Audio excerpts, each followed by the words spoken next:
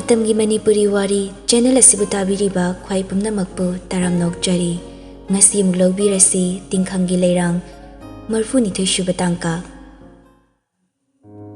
laijasu nak yette yenglaga ima kanano ma phone torakibani nuksanaga sabani karomda chatkrajano wara kansida rasi so koibeduda fatfat leithokdana yenglaga hoine sakraba nuksasida kadaidano mana chatkrise asi hairaga rasidu illiba fiduna laijagi makoktuda kupthabirae laijadu rasida khangyengi manemgi mataududa maithongdu minok amanok chei punsibasu politina mapairaga hatu hatu chensilae as nuksasidi kakalo yaroi laijadu sharap tawi machindu pomthoklaga gariduda kakalae rasisu garidu karak na wahirae ngayaktang sida sana nang namangdurisina kadaidano haibinida punsibadi laijada haifet yenglaga namang nupise masasi yam wakibadura waris leirubani inghalage esi haraki aisu ngasagi bab oirudabanine leiradi pithodana laijadu wa amata ngangde makoktu situda ngatharaga punsibada yenglae punsibasu waris ama lokthoklaga laijada pi si thakjelo Laijasu waris launa saurupna hairae waris leiruge hairamba yadro nuksasida thanamdasu gari manungda leihoba yaidana punsibadu politin khaldu rasida piraga ima ice cream yawbani rasisu lawi punsibana ice cream pankibaduda laijadu mamitu faina politindu yenglae punsibasu laijagi mawongdu khangi khangsinadaba saraga nokfit tawraga garidu start tawna adu sumini ai soiram gi dikhanbani tanjadu Ranbir su call toksilakpaduda hekak thoini laijadu fatkhumna kakthokni rasi se laijana ice cream da huirap yengbaduda wai ama fok haidabi lotna ice cream du pira laijasu nokfet tawraga ice cream du lawraga chai punsibasu laijada fat yengla ice cream charaga leirambaduda mamitu khanglaw lakthoklaga aina chaba yaroina pijadraga imanangna lotna pijaramliba asuk yamna chaningbasibu pijadana tokadro chaningba pot chabadi kaisu kaide chaningba pot chabada horendi manatonse thutu chinglani lokna punsibaga rasiga ngangnaribadu laijadi tashinbiba natte magi chafam thokpa chai punsibasu laijagi makhutta lamlaga khara chari yari ndokro Laijasu punsibagi makhutu kanthoklaga rasiga yengnaraga sumchai sana mina chariba potu oktringaida langthokpa phate loinaba chajarasanu nangari thokfum thokpane adum thau kaisu tawroi haiba ima hojik naraga hidak chaba yaba natini adugini aina thingmise Ningthouja Ranbir do aikhoida laina haibini laijadu ice cream du chaba loiraga orange du thakna ha Ningthouja lai haiba adu yangangdo lakni khotkaniga kemta hairakdine Ranbir na namdana puraini laijadu nungaitana hairae lamsina lakmanbasida luhongdringai mamangda anju hoida nongta chatpasu ngamdren tawse rasisu marak sathasilae haima Ranbir gi luhongba kuidrabro punsibana khumlae kuidrima lakliba de 10 steni date 7 da haijingponi Ranbir lai haido barton pibala ibani maraksida ibemagi sei chatkadaba leibro leiti ima adudi hayengdo ibemasi thindok piruro mamana bisu oibanina haijingpot numite hek chatpadu nungairoi manemgi wadu tabada laijadu nokfet tawi punsibadu laijada faini yenglaga laknarae ngasi date 4 yaroidima kuimali hojik oiriba fibam sida mapamda kuina lehenya ponde haijingpot numit ke ayuk tudo ina thinbiragi yaragadi aidi chatpu chathohaningdrabani sana laija subrang haudana saugalai mi pisapiklinga tinarakpa imanabini aine yum hek palakpadagi ipamda jutchana nongmata chatlaga imanabi makhaiga punba phangba nate aigi fibam kaidoraba mi suloina tawnari ngaktani fibam kitang sui hainabu imanabigi luhongba yaroridra dadana heng thinbiro haragana Ranbir hoiga ngasi chatminakrani sungani haloroi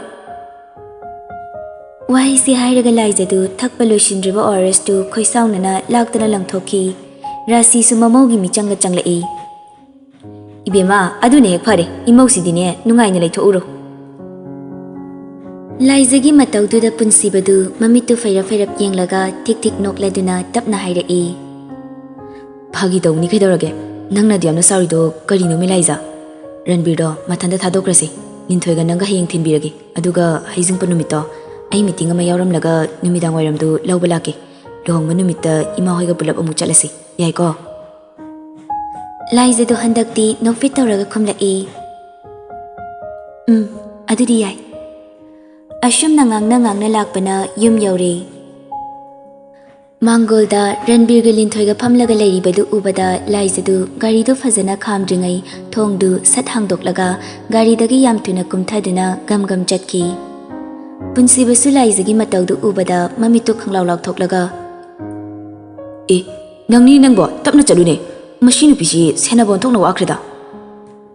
Rasina khumlai. Ningthoi lakpasida haraujana tawjarini. Punsibaga rasiga su garidagi kumtharaktuna changlai mangolgi stairdu kana. Ranbir dong taramdaisibu kamdauge.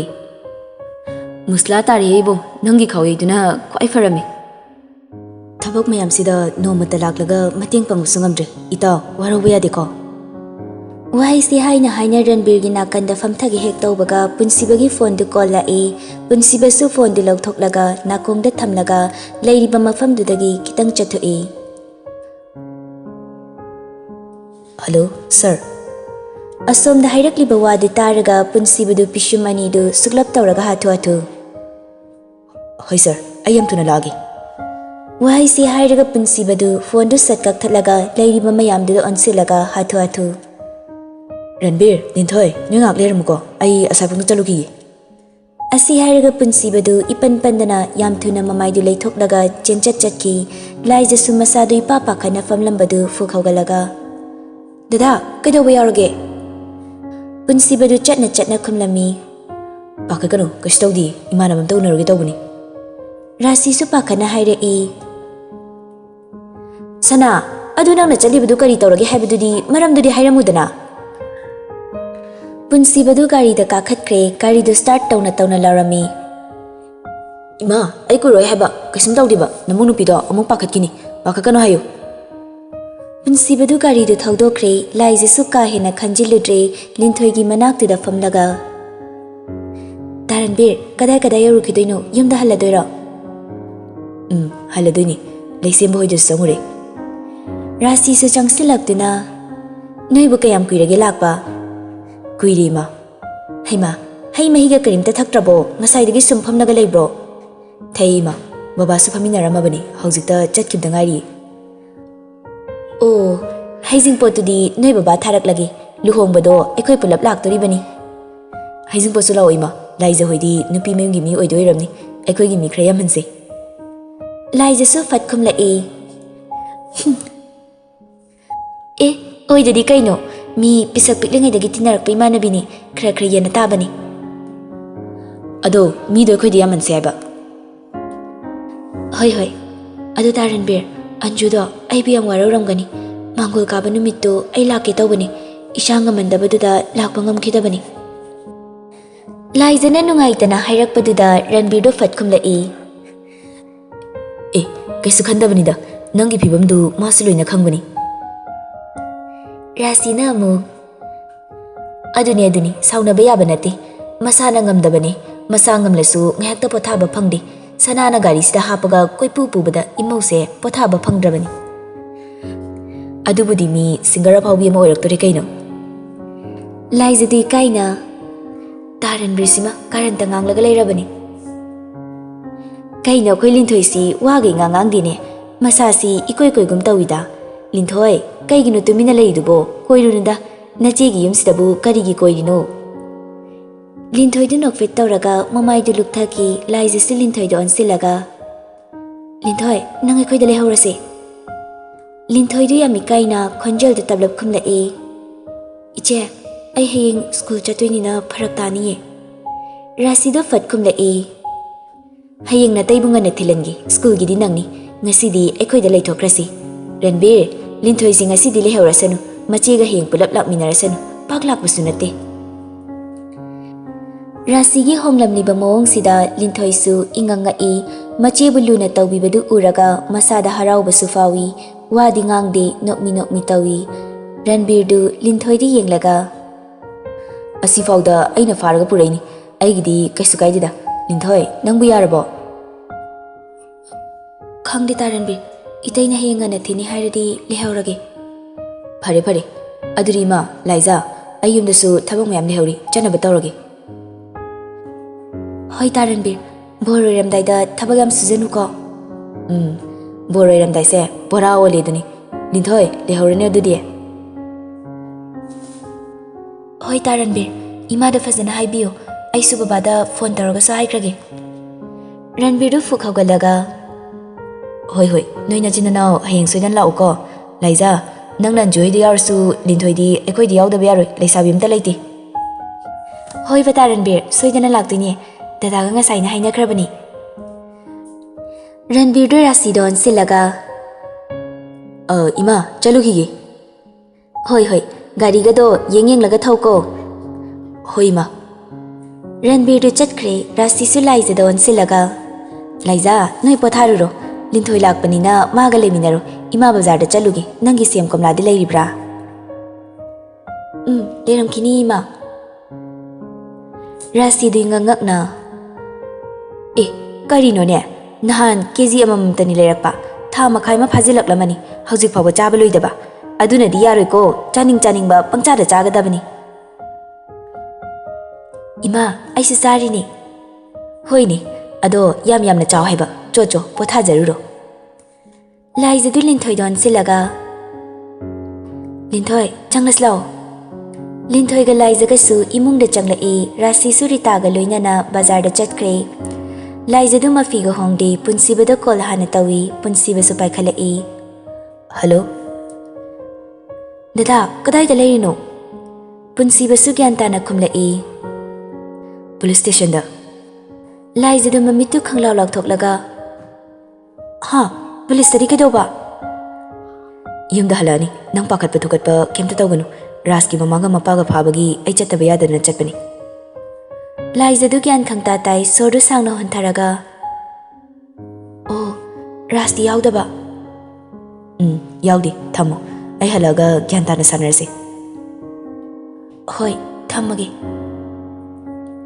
ꯂꯥꯏꯖꯁꯨ ꯐꯣꯟꯗꯨ ꯊꯝꯂꯒ ꯁꯣꯔ ꯑꯁꯥꯡꯕ ꯑꯃ ꯍꯣꯟꯗꯣꯛꯂꯒ ꯒ꯭ꯌꯥꯟ ꯇꯥꯅ ꯐꯃꯨꯡꯗꯨꯗ ꯂꯣꯡꯅ ꯇꯨꯝꯊꯩ ꯂꯤꯟꯊꯣꯏꯁꯨ ꯄꯨꯟꯁꯤꯕꯒꯤ ꯐꯃꯨꯡꯗꯨꯗ ꯃꯈꯣꯡ ꯌꯥꯟꯊꯔꯒ ꯐꯝꯂꯗꯨꯅ ꯅꯣꯛꯃꯤ ꯅꯣꯛꯃꯤ ꯏꯆꯦ ꯅꯪꯒꯤ ꯕꯣꯌꯣꯁ ꯑꯁꯤꯗꯤ ꯑꯩꯗꯤ ꯌꯦꯡꯉꯝꯗ꯭ꯔꯦ ꯁꯨꯝ ꯅꯣꯛꯅꯤꯡꯉꯤ ꯂꯥꯏꯖꯗꯨ ꯂꯤꯟꯊꯣꯏꯗ ꯐꯩꯔꯞ ꯌꯦꯡꯂꯗꯨꯅ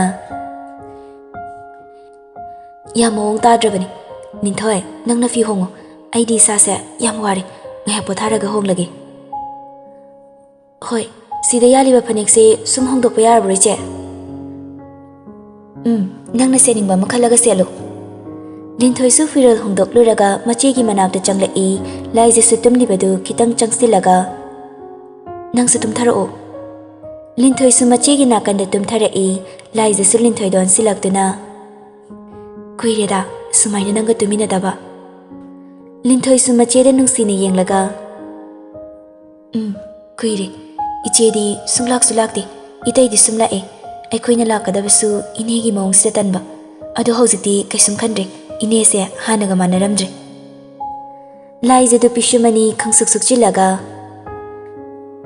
ꯃꯥꯟꯅꯗ꯭ꯔꯕꯅꯤ ꯌꯨꯝꯗ ꯆꯠꯂꯤ ꯈꯣꯠꯂꯤ ꯑꯩꯉꯣꯟꯗ ꯅꯣꯡꯃꯇ ꯍꯥꯏꯗꯦꯅꯦ ꯅꯣꯏ ꯂꯩꯇꯩꯁꯦ ꯃꯥꯗꯤ ꯀꯩꯗꯧꯕ ꯂꯥꯛꯏꯕ ꯑꯩꯅꯁꯨ ꯅꯪ ꯄꯨꯔꯛꯇ꯭ꯔꯤ ꯀꯩꯒꯤꯅꯣꯅ ꯍꯪꯕꯅꯤ ꯑꯗꯣ ꯏꯇꯩꯅ ꯂꯝ ꯊꯥꯞꯄꯅꯤꯅ ꯄꯨꯔꯛꯄ ꯌꯥꯕ ꯃꯇꯥꯡ ꯑꯣꯏꯗ꯭ꯔꯤ ꯈꯔ ꯂꯩꯔꯒ ꯄꯨꯔꯛꯀꯦ ꯑꯗꯨꯝ ꯍꯥꯏ ꯑꯩꯈꯣꯏ ꯑꯕꯨꯡꯉꯣꯅ ꯃꯔꯣꯜ ꯑꯃ ꯃꯔꯝꯗꯤ ꯈꯪꯗꯅ ꯄꯪꯁꯥꯎꯗ ꯁꯥꯎꯔꯤꯕꯅꯤ ꯂꯤꯟꯊꯣꯏꯒꯤ ꯋꯥꯗꯨ ꯇꯥꯕꯗ ꯁꯥꯌꯣꯟꯕꯅ ꯁꯥꯎꯔꯤꯕꯅꯦꯅ ꯇꯧꯔꯝꯒꯗꯕ ꯃꯑꯣꯡꯗꯨ ꯃꯤꯠꯃꯥꯡꯗ ꯎꯔꯛꯄꯒꯨꯝ ꯇꯧꯏ ꯂꯥꯏꯖꯗꯨ ꯈꯪꯅꯣꯛ ꯅꯣꯛꯂꯗꯨꯅ ꯃꯥꯅ ꯁꯥꯎꯔꯝꯗꯣꯏꯗꯣ ꯑꯩ ꯃꯤꯠꯇ ꯎꯔꯦ ꯑꯗꯨ ꯏꯆꯦ ꯀꯥ ꯂꯝꯖꯤꯡꯕꯗꯣ ꯅꯍꯥꯟꯃꯨꯛ ꯏꯇꯩꯒ ꯋꯥꯔꯤ ꯁꯥꯟꯅꯈꯤꯕꯅꯤ ꯊꯕꯛꯀ ꯇꯧꯗꯣꯔꯦ ꯍꯥꯏꯉꯣ ꯅꯇꯩꯅ ꯕꯕꯥꯗ ꯍꯥꯏꯅꯔꯒ ꯍꯥꯞꯄꯤꯅꯤ ꯑꯗꯨ ꯏꯆꯦ ꯏꯅꯦ ꯁꯈꯤꯗꯣ ꯑꯩꯈꯣꯏꯗ ꯂꯥꯛꯂꯒ ꯏꯃꯥꯗ ꯀꯞꯄꯒ ꯂꯥꯟꯈ꯭ꯔꯦ ꯀꯥꯏꯅ ꯍꯥꯏꯔꯝꯃꯤ ꯑꯣ ꯂꯥꯏꯖꯗꯨ ꯇꯨꯃꯤꯟꯅ ꯉꯥꯏꯍꯥꯛ ꯂꯩ ꯂꯤꯟꯊꯣꯏꯁꯨ ꯇꯨꯃꯤꯟꯅ ꯂꯩ ꯂꯤꯟꯊꯣꯏ Ningthouja, nang tumningladi tumo. Aidu studio recording tawrubagi sase yam wari. Ai ngakta uithagi. Hoi tumoi che, aidi tumningdiye. Tumningradi phone yengisi yengo. Asumna laizadu tumthakre Ningthouja phone du yenglaga lehawi. Ngehak leibaga punsibasu halai laizadu masadu yam wakra male makeup pack singde laizane nungaina tumbaduda punsibo hishu hodok pirudre. Numidangi chak ising thongba hokrabani laizadu adu fawba mit singde Ningthouja koi koidana ritaga chak thongminai. Punsibasu ahenbaga phone wari sana sanana moigi kada changlai. Fare adudi nang haijingba numituda oina law. Mana lotpana kayam kuina lotpa ngamdoino. Asomda yam kana thinari soiduna fagnida. Hoi dacho laagi. Ado mabudi aina thingnaba mafamda lemna tharoi. Moigi yumga inkolgada yanthokraba natro. Imana yadadana yanthokre. Yanthoksano. Moisu moigi khakhanbani. Haujikti moigi khoiga mari thoknadi. Fare dacho asina si oikre iteimadi kamdaure. Nataimagi film seido ngasi recording tawi horen tharaki nang sutaragi ansuidi kamdaure suti leradi masu yaubirakero. Ahenbadu handakti khonjel de tablap na khumlai. Dacho ma exam tawribanida. Punsibasu ansuna honglakliba mawongdu chawbuna wari sarakrabani ansuga ahenbagi marakta kainoma laire khangmagi hangi yauna hanglaklibani. Phone su paikidre haujikan gyan yam takre harine. Ahenbadu ithak thakatna gyan yam tarabani. Dacho ai thamlagi hinjingpa numitu laagi. Hoi thamo thamo. Asi hairiga punsibadu phone du thamlaga ningaidana tumliba laizada munne yenglaga nokfet tawraga makutuna laizagi mamaiduda tapna nanbiduna. Ngasai kai magi manakta wari sanarise tada maline kayam nungaina tumlino. Laiza. Laiza su pishumani du sukchilaga tablapna khumlai. Tumbu kuimali hogalo chokli hodori. Laizadu gyan mentade longna tumlambadu punsiba romda cheblai. Punsiba su laizagi lengjumduda nomlaga yam nungsina hodokpirai. Angang macha se mitsingoda adumain tumbada nungsibi heliba jajat ki mingkong ningba phawri se hogaloba. Handakti laizasu mamitu fakli punsibada yenglai makutuna mamitu haifet noiraduna.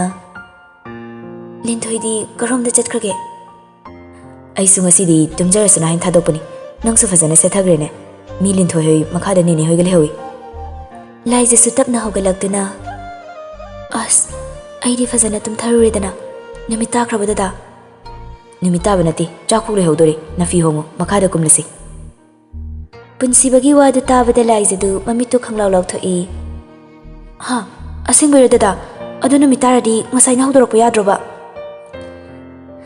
Nang nungaina tumbaduda hodokpidraba. Nangna tumningaida Ningthouja khoini asai fox thori. Ningthouja sayonbagagi firol khara leiri. Halakpadu phawta tummaga leramine. Adu ai horamdaba noi khak chatpanine. Nang warani tawbani. Laizasu ngasaigi waridu khangning ningsinglai. Dada kamain tawrage ngasai wariduna mamoga nenegadu kadaida leiramdino. Moreda leirami machanupagi leifam haidu yadi. Rasto aidi yam kizaiye dada maga manaragum siba tumina leirase. Punsibadu laizagi makhutu pairaga. Fattaba madi aikhoigi raksida thamba yadi. Aduna maralgi matungina jailda thamkhidrabadi aikhoidi yam kairakani. Adu dada masu tumina leikradi aikhoisu tumina leiseba. Aini satanda natabanina ai miga muknabase kaya pamdi. Dada aduga angel gi lamandi khumningi. Adubu imungse dasa solibanina haujikmukti nungaite. Hoiba nangna haiba loini yaduni. Ado nangada nongnini leiduse nasada chekchina legadawni ko. Laizasu makokti nomlaga.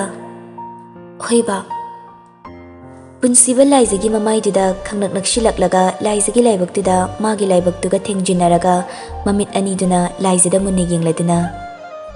Aisu thanda tumba taladi ahingda hekta chalakadoini. Is nongnini khaksibu ikai khangda tawjanu. Asi hairaga punsibagi mamaidu khangin inthokladuna. Dada hayengdo ngana chatoini ko Ningthouja school nangnaba. Ningthouja sairi hayeng ngana hodoro. Se, dada, makada kumlase, Ningthoi du nungairamlaroi. Hoi hoi. Asumna laizadu mafi honglaga makada kumtharai, Ritaga Ningthoigana chak loiduna leirami. Mayam ikoi-koina chak chaminai, chak toklaba matung laiza hoidi mathakta kakhatkhrei. Punsibadi rasi hoyi kaada changlaga nandoga wari sanari, mapa macha karina fagadagi khanaraba matung punsibadu moigi kaada amuk changlai, Ningthoiga laizagadu tumlaga leirami. Punsibasu laizada haifet yinglamlaga magi famungda kakhatli aduga gyan tana tumthai. Ashumna numittu mahaukhre, mathanggi numitki ayuktu nganna hogattuna laizaga Ningthoiga buthillure. Ashumna nongnini dusu haujinkhre. Haijinpot numitki ayuktuni monna kanda lairiba fondu khinglakpaduda punsibasu paikhatlaga mamittu fakli ko laklibadu kananu yengi. Laizagi oirambaduda nokfit tawraga fondu paikhatlaga nakongda thami. Hello, angang mama. Laizadu masadu ipa pakhatna. Dada, Laizana ipa pakhatna kaurakpaduda punsibadu mit khangsingstingi pishumani du khangchukchukchilaga. How, kaidawa yawarge, nasadu ipa pakhalido karigino? Laizadu kapli hairai. Kais tawdi, mang yamna nungairamdaba. Punsibadu sora sangma mo hantharaga. Angawbisidi, aidi pakhalurene, mangda kaidawramino. Dada, ai dada tamgadaba fokizai. Ihe, mangi wabu pakhatkanu, se, nati nangbu hogalabo. Hogatri, mangda kappada, taibangdasu mang phaunarga leirami, imana haudoraini, mit singakpada maise pi ngakta. Onthokpanida, kari mangno, adugyamna matathina kapuridubo. Aduni, nangnai thadoknamaga chatpaini, aigi nakta tumladi mang manghaliba laiduna fokidana phattaba mang manghanba yade khankidoini. Punsibadu fagi tathorai, laizasu oinana khumlai. Karan nganglakanu, mang nungaite haraga. Mangi wabu kaisum khaluranu, kaplidusto haiba. Toe, adudi hairodana. Punsibadu gyan khangwam mami. Kaino hairode? As, dada, gyan tadaba tawnu. Kaino me laiza? Laizasu isau langlap hairai. Homaku mangni hairo haiba. Punsibadu tik nokladuna. Nangna mangsutamdana kamaina haidubaide. Gyan tadini, haigise. Makumangni, yaraba. Namdana hayale. Napamda nongni lebada adugamni saulanglido karigino. Laizadu saurambadagi nokfit tawraduna. Yareba dada adumai haino horen ngana lao. Aidi ngana lakninglabani. Nangna duda leningbatuda nungaitabagi khanglibani. Henbasu nungthil yorani, imasu lakani, henba hoi ima hoi, leisemba hoi han lakani. Aidi meeting loiraga nungdam oiram oina laage. Punsibagi wada tabada laizadu nokfit tawzai. Hoi, ado, dadadi hogatriba? Hogatri. Hogalo, aisu hogalage. Hogaladoni. Horendagidi aina nang nungaitabagi tawbasida mangdalan tawbirabo ore. Dada, nang jut chadaba wayam ngangi, ai thamorage. Hoi, nangana loisilaga ngairaga leiramuko. Hoi dada, thamme. Laizasu fondu thamkre, punsibasu fondu mon mathaktuda thamlaga tapna hogatli, phamungdagi kumthaduna chatki hek tawbaga phone amuk lakshili. Punsibasu tawraduni haibagumna sor sangna hontharaga chatki tawrambadu chap lepi, mamaidu leithoraktuna fondu tapai khatli. Unknown number oirambaduda kana oirizano wakhalda chingnana phone paikhalaga. Hello? Rastu sakaklapna hairai. Punsiba, imaga babagadu yam thuna thadoko. Raski khonjal tabada punsibadu mamittu shuklap tawraga. Nangna akhoi mitpangda lepladrifau namana pari jailda damak thamgani. Aduga kariguma nangna athuba matamda akhoi mitmangsda tholaktaba tarabadi. Aigi naugi thamoi kahankibagi lamandi namana paduroina khumba tabani. Laman khumdani tokloi. Punsibagi wadu tabada rastu thaushadana nokpu noklai. Pikraba Manipur sta laibaise nakoina thiba ngamdraga aigi mai padoina fazilaga thammadunadi kanaba leiroi. Napana MLA oirena kibigadaba rasnate. Ngasi fau noi ebu thiba phangro. Aisu tumina laithokpa nate. Noina tawrido loina khangi. Rasna kaidoba ngamgedu yengnarsi. Laman khumdringai nathoi machado mangani.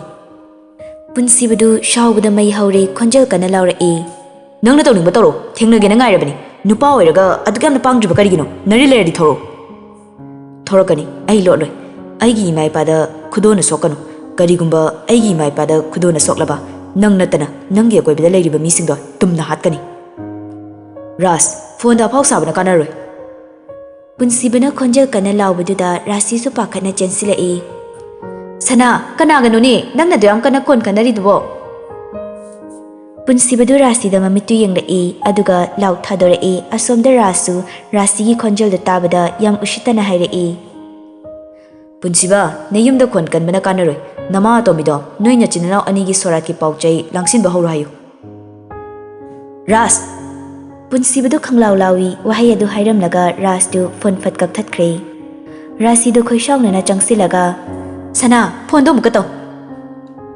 ꯄꯨꯟꯁꯤꯕꯁꯨ ꯌꯥꯝ ꯊꯨꯅ ꯐꯣꯟꯗꯣ ꯑꯃꯨꯛ ꯇꯧꯏ ꯍꯧꯖꯤꯛꯇ ꯋꯥꯔꯤ ꯁꯥꯟꯅꯔꯝꯕ ꯅꯝꯕꯔꯗꯨ of ꯊꯝꯖꯤꯟꯈ꯭ꯔꯦ ꯄꯨꯟꯁꯤꯕꯁꯨ ꯃꯁꯥꯗꯣ ꯑꯁꯥꯎꯕꯅ ꯁꯣꯔꯗꯨ ꯊꯕꯦꯠ ꯊꯕꯦꯠ ꯍꯣꯜꯂꯗꯨꯅ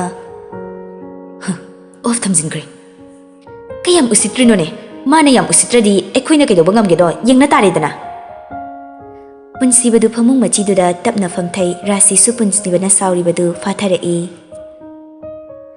ꯁꯅꯥ ꯃꯤ ꯉꯥꯎꯏ ꯍꯥꯏꯅ ꯑꯩꯈꯣꯏꯁꯨ ꯉꯥꯎꯒꯗꯕ ꯅꯠꯇꯦ ꯅꯈꯣꯏꯗꯤ ꯍꯧꯖꯤꯛ ꯗꯁꯥ ꯁꯣꯜꯂꯤꯕꯅꯤ ꯃꯥꯒꯨꯝꯕꯅ ꯀꯌꯥꯝ ꯀꯨꯏꯅ ꯂꯣꯠꯄ ꯉꯝꯗꯣꯏꯅꯣ ꯅꯣꯡꯃ ꯅꯠꯇ꯭ꯔꯒ ꯅꯣꯡꯃꯗꯤ ꯁꯣꯏꯗꯅ ꯑꯩꯈꯣꯏꯒꯤ ꯈꯨꯠꯇ ꯇꯥꯔꯗꯕꯅꯤ ꯑꯁꯥꯎꯕꯗꯣ ꯐꯥꯊꯧꯁꯅꯥ ꯏꯃꯧꯁꯦ ꯃꯁꯥ ꯃꯊꯟꯇ ꯅꯠꯇꯦ ꯅꯈꯣꯏꯁꯨ ꯆꯦꯛꯁꯤꯜꯂꯨ ꯄꯨꯟꯁꯤꯕꯗꯨ ꯇꯨꯃꯤꯟꯅ ꯂꯩ ꯑꯁꯥꯎꯕꯗꯨ ꯐꯥꯊꯔꯤ ꯔꯥꯁꯤꯁꯨ ꯃꯈꯥ ꯇꯥꯔꯛꯏ ꯆꯥꯛ ꯆꯥꯊꯣꯛꯂꯒ ꯆꯠꯀꯗꯕ ꯊꯕꯛ ꯆꯠꯅꯕ ꯇꯧꯔꯣ ꯍꯩꯖꯤꯡꯄꯣꯠꯇꯣ ꯑꯌꯨꯛꯅꯤ ꯍꯥꯏꯕꯗꯥꯏꯅꯦ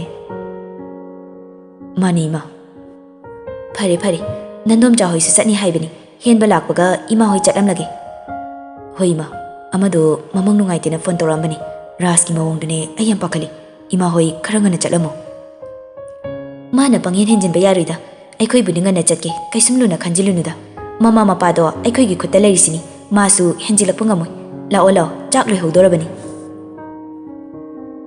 ꯔꯥꯁꯤꯗꯣ ꯍꯥꯏꯔꯒ ꯀꯥꯗꯨꯗꯒꯤ ꯊꯣꯛꯈ꯭ꯔꯦ ꯄꯨꯟꯁꯤꯕꯁꯨ ꯉꯥꯏꯍꯥꯛ ꯇꯨꯃꯤꯟꯅ ꯐꯝꯃꯤ ꯑꯁꯥꯎꯕꯗꯣ ꯈꯤꯇꯪ ꯐꯥꯊꯔꯒ ꯋꯥꯁꯔꯨꯝꯗ ꯆꯪꯈ꯭ꯔꯦ ꯑꯁꯨꯝꯅ ꯅꯨꯡꯊꯤꯜꯗꯨ ꯑꯍꯦꯟꯕꯁꯨ ꯊꯨꯡꯂꯔꯦ ꯄꯨꯟꯁꯤꯕꯅ ꯍꯥꯏꯔꯝꯕꯒꯤ ꯃꯇꯨꯡ ꯏꯟꯅ ꯅꯨꯡꯊꯤꯜꯗꯨ ꯉꯟꯅ ꯂꯥꯏꯖꯍꯣꯏꯒꯤ ꯈꯨꯟꯗꯨꯗ ꯆꯠꯂꯤ ꯑꯁꯣꯝꯗ ꯄꯨꯟꯁꯤꯕꯁꯨ ꯃꯤꯇꯤꯡ ꯌꯥꯎꯔꯤꯕꯗꯨ ꯃꯁꯥꯗꯨ ꯂꯩꯇꯥꯗꯦ ꯅꯍꯥꯟꯈꯩꯒꯁꯨ ꯃꯥꯟꯅꯗꯦ ꯃꯁꯥꯗꯨ ꯏꯇꯥꯎ ꯇꯥꯎꯏ ꯃꯤꯇꯤꯡꯗꯨꯁꯨ ꯂꯣꯏꯁꯤꯟꯍꯟꯅꯤꯡꯕꯅ ꯂꯣꯏꯔꯦ ꯃꯁꯥꯗꯨ ꯇꯧꯐꯝ ꯈꯪꯗ ꯈꯨꯗꯥꯡꯗ ꯁꯤꯔꯤꯕ ꯒꯥꯔꯤꯗꯨꯗ ꯑꯃꯨꯛꯁꯨ ꯌꯦꯡꯉꯤ ꯑꯁꯨꯝꯅ ꯃꯤꯇꯤꯡꯗꯨꯁꯨ ꯎꯆꯤꯟ ꯅꯥꯆꯤꯟꯅ ꯂꯣꯏꯁꯤꯟꯈ꯭ꯔꯦ ꯄꯨꯟꯁꯤꯕꯁꯨ ꯒꯥꯔꯤꯗꯨ ꯊꯧꯗꯨꯅ ꯂꯥꯏꯖꯍꯣꯏꯒꯤ ꯈꯨꯟꯗ ꯂꯥꯛꯂꯦ ꯑꯁꯣꯝꯗ ꯂꯥꯏꯖꯁꯨ ꯐꯤꯔꯣꯜ ꯂꯣꯏꯁꯤꯟꯕ ꯂꯣꯏꯔꯒ ꯃꯥꯒꯤ ꯀꯥꯗ ꯐꯃꯨꯡꯗ ꯐꯝꯂꯒ ꯄꯨꯟꯁꯤꯕ ꯂꯥꯛꯄ ꯉꯥꯏꯔꯤ ꯃꯄꯥꯟꯗꯅ ꯃꯌꯥꯝꯗꯨ ꯋꯥꯔꯤ ꯁꯥꯟꯅꯔꯒ ꯅꯣꯛꯂꯤ ꯁꯥꯟꯅꯔꯤꯕ ꯋꯥꯔꯤꯗꯨ ꯇꯥꯔꯒ ꯂꯥꯏꯖꯁꯨ ꯑꯃꯨꯛꯇꯤ ꯅꯣꯛꯂꯤꯕꯅꯤ ꯊꯦꯡꯖꯤꯜꯂꯛꯄꯗꯨꯗ ꯂꯥꯏꯖꯁꯨ ꯄꯨꯟꯁꯤꯕꯗ ꯀꯣꯜ ꯇꯧꯏ ꯄꯨꯟꯁꯤꯕꯁꯨ ꯄꯥꯏꯈꯠꯂꯛꯏ ꯍꯜꯂꯣ ꯗꯗꯥ ꯂꯥꯛꯑꯕꯣ ꯑꯧ ꯂꯥꯛꯑꯦ ꯀꯗꯥꯏ ꯌꯧꯔꯛꯑꯒꯦ ꯍꯥꯏꯖꯤꯜꯂꯛꯏ ꯋꯦꯇꯤꯡ ꯁꯦꯠ ꯃꯄꯥ ꯌꯧꯔꯤ ꯉꯥꯏꯈꯣꯀꯣ ꯂꯥꯏꯖꯥ ꯄꯥꯏꯌꯨ ꯅꯨꯄꯥ ꯑꯃ ꯒꯥꯔꯤ ꯈꯥꯝꯂꯩꯁꯦ ꯀꯅꯥꯅꯣ ꯌꯦꯡꯒꯦ ꯄꯨꯟꯁꯤꯕꯒꯤ ꯋꯥꯗꯨ ꯇꯥꯕꯗ ꯂꯥꯏꯖꯗꯨ ꯃꯁꯥꯗ ꯁ꯭ꯋꯥꯏ ꯂꯥꯎꯕ ꯐꯥꯎꯏ ꯐꯝꯂꯝꯕꯗꯨ ꯐꯨꯛ ꯍꯧꯒꯠꯂꯒ ꯃꯈꯥꯗ ꯐꯟ ꯆꯣꯡꯊꯔꯛꯏ ꯑꯁꯣꯝꯗ ꯄꯨꯟꯁꯤꯕꯁꯨ ꯒꯥꯔꯤꯗꯨ ꯈꯥꯝꯂꯒ ꯀꯨꯝꯊꯔꯛꯏ ꯀꯅꯥꯅꯣ ꯔꯥꯁꯇꯨ ꯂꯧꯕꯨꯛꯂꯣꯝꯗꯒꯤ ꯌꯥꯝ ꯊꯨꯅ ꯆꯦꯟꯈꯠꯂꯛꯇꯨꯅ ꯄꯨꯟꯁꯤꯕꯒꯤ ꯃꯃꯥꯡꯗꯨꯗ ꯆꯞ ꯂꯦꯞꯂꯒ ꯑꯩꯅꯦ ꯑꯃꯝꯕ ꯃꯔꯛꯇꯨꯗ ꯄꯨꯟꯁꯤꯕꯗꯨ ꯔꯥꯁꯀꯤ ꯈꯣꯟꯖꯦꯜꯗꯨ ꯇꯥꯕꯗ ꯔꯥꯁ ꯑꯁꯣꯝꯗ ꯐꯣꯟꯗꯨꯗꯤ ꯊꯝꯗꯕꯅꯤꯅ ꯄꯨꯟꯁꯤꯕꯅ ꯍꯥꯏꯔꯤꯗꯨ ꯂꯥꯏꯖꯁꯨ តាꯔꯥꯁ ꯍꯥꯏꯔꯛꯄꯗꯨꯗ ꯂꯥꯏꯖꯗꯨ ꯐꯣꯟꯗꯨ ꯅꯥꯀꯣꯡꯗ ꯍꯦꯟꯅ ꯆꯦꯠꯅ ꯄꯥꯏꯔꯒ ꯃꯁꯥꯗꯨ ꯄꯥꯈꯠꯅ ꯗꯗꯥ ꯅꯪ ꯒꯥꯔꯤ ꯊꯧꯔꯒ ꯌꯥꯝ ꯊꯨꯅ ꯂꯥꯛꯑꯣ ꯃꯣꯏꯒ ꯃꯥꯟꯅꯒꯅꯨ ꯄꯨꯟꯁꯤꯕꯗꯨ ꯇꯥꯈꯤꯗ꯭ꯔꯦ ꯐꯨꯅꯕꯒꯤ ꯃꯈꯣꯜ ꯑꯣꯏꯅ ꯇꯥꯔꯛꯏ ꯂꯥꯏꯖꯁꯨ ꯀꯞꯂꯤ ꯗꯗꯥ ꯄꯨꯟꯁꯤꯕꯗꯨ ꯈꯨꯝꯂꯛꯈꯤꯗ꯭ꯔꯦ ꯃꯁꯥꯗꯨ ꯊꯛ ꯊꯛ ꯅꯤꯛꯂꯗꯨꯅ ꯈꯣꯟꯖꯦꯜꯗꯨ ꯅꯤꯛꯂꯤ ꯑꯍꯦꯟꯕꯕꯨ ꯀꯧꯔꯒ ꯃꯄꯥꯟꯗ ꯆꯦꯟꯊꯣꯔꯛꯏ ꯂꯥꯏꯖꯒꯤ ꯃꯇꯧꯗꯨꯗ ꯃꯌꯥꯝꯗꯨ ꯏꯉꯛ ꯉꯛꯅ ꯐꯝꯂꯝꯕꯗꯨ ꯐꯨꯛ ꯍꯧꯒꯠꯅꯩ ꯂꯥꯏꯖꯗꯨ ꯃꯁꯥꯗꯨ ꯅꯤꯛꯈꯤꯗꯅ ꯋꯥ ꯉꯥꯡꯕ ꯐꯥꯎ ꯊꯣꯛꯇ꯭ꯔꯦ ꯑꯍꯦꯟꯕꯒꯤ ꯃꯁꯥꯗꯨ ꯅꯣꯝꯂꯒ ꯍꯦꯟꯕ ꯅꯪ ꯆꯠꯂꯣ ꯗꯗꯥ ꯃꯤꯗꯣ ꯑꯩ ꯄꯥꯈꯠꯂꯦ ꯂꯥꯏꯖꯒꯤ ꯃꯃꯩ ꯃꯀꯣꯛ ꯁꯝꯅꯗꯕ ꯋꯥꯗꯨ ꯇꯥꯕꯗ ꯑꯍꯦꯟꯕꯗꯨ ꯒ꯭ꯌꯥꯟ ꯃꯦꯟ ꯇꯥꯗꯅ ꯀꯩꯗꯧꯔꯒꯦ ꯇꯩꯃ ꯄꯥꯈꯠꯀꯅꯨ ꯒ꯭ꯌꯥꯟ ꯇꯥꯅ ꯍꯥꯏꯔꯣ ꯗꯥꯆꯧ ꯀꯩꯗꯧꯔꯦ ꯍꯥꯏꯕꯅꯣ ꯂꯥꯏꯖꯗꯨ ꯍꯦꯛ ꯀꯞꯈꯠꯂꯛꯏ ꯃꯈꯨꯠꯇ ꯄꯥꯏꯔꯤꯕ ꯐꯣꯟꯗꯨ ꯂꯥꯎ ꯊꯥꯗꯣꯛꯂꯒ ꯑꯍꯦꯟꯕꯗ ꯄꯤ ꯂꯥꯏꯖꯗꯤ ꯒ꯭ꯌꯥꯟ ꯇꯥꯈꯤꯗ꯭ꯔꯦ ꯇꯔꯪ ꯆꯠꯂꯤ ꯑꯍꯦꯟꯕꯁꯨ ꯐꯣꯟꯗꯨ ꯅꯥꯀꯣꯡꯗ ꯊꯝꯂꯒ ꯃꯨꯟꯅ ꯇꯥꯏ ꯔꯥꯖꯀꯤ ꯈꯣꯟꯖꯦꯜꯗꯨ ꯍꯥꯏꯐꯦꯠ ꯇꯥꯕꯗ ꯑꯍꯦꯟꯕꯗꯨ ꯐꯣꯟꯗꯨ ꯂꯪꯁꯤꯜꯂꯝꯂꯒ ꯃꯁꯥꯗꯨ ꯄꯥꯈꯠꯅ ꯀꯟꯅ ꯆꯦꯟꯈ꯭ꯔꯦ ꯂꯩꯁꯦꯝꯕꯁꯨ ꯒ꯭ꯌꯥꯟ ꯃꯦꯟ ꯇꯥꯗ ꯂꯩꯖꯥ ꯅꯪ ꯑꯝꯇ ꯐꯖꯅ ꯒ꯭ꯌꯥꯟ ꯇꯥꯅ ꯍꯥꯏꯌꯨꯁꯦ ꯐꯣꯟꯁꯤ ꯀꯩꯗꯧꯔꯦ ꯍꯥꯏꯕꯅꯣ ꯔꯥꯁꯤꯁꯨ ꯂꯥꯏꯖꯒꯤ ꯂꯦꯡꯖꯨꯝꯗꯨꯗ ꯄꯥꯏꯔꯒ ꯂꯩꯖꯥ ꯁꯅꯥ ꯀꯩꯗꯧꯔꯦ ꯍꯥꯏꯕꯅꯣ ꯍꯦꯟꯕꯅ ꯆꯠꯂꯤꯁꯤꯅ ꯀꯗꯥꯏꯗꯅꯣ ꯅꯣꯡꯃꯩ ꯃꯈꯣꯜ ꯑꯃ ꯇꯥꯔꯛꯏ ꯂꯥꯏꯖꯁꯨ ꯅꯣꯡꯃꯩ ꯃꯈꯣꯜꯗꯨꯗ ꯒ꯭ꯌꯥꯟ ꯈꯪꯇꯥ ꯇꯥꯏ ꯃꯌꯥꯝꯗꯨꯁꯨ ꯇꯨꯃꯤꯟ ꯇꯨꯃꯤꯟ ꯂꯩꯅꯩ ꯐꯣꯟꯗꯨꯗꯁꯨ ꯄꯨꯟꯁꯤꯕꯒꯤ ꯈꯣꯟꯖꯦꯜꯗꯨ ꯀꯜꯂꯞꯅ ꯂꯥꯎꯔꯛꯏ ꯈꯣꯟꯖꯦꯜꯗꯨ ꯇꯥꯕꯗ ꯂꯩꯔꯤꯕ ꯃꯌꯥꯝꯗꯨꯁꯨ ꯒ꯭ꯌꯥꯟ ꯈꯪꯇꯥ ꯇꯥꯏ ꯃꯥꯒꯤ ꯊꯣꯛꯄ ꯆꯦꯟꯅꯈ꯭ꯔꯦ ꯂꯥꯏꯖꯁꯨ ꯃꯈꯥꯗ ꯉꯦꯛ ꯐꯝꯊꯔꯒ ꯂꯥꯎꯔꯒ ꯀꯞꯂꯛꯏ ꯗꯗꯥ ꯅꯣꯏ ꯈꯔ ꯊꯨꯅ ꯆꯠꯂꯣ ꯗꯗꯥꯗꯣ ꯀꯩꯝꯇ ꯇꯧꯍꯟꯒꯅꯨꯀꯣ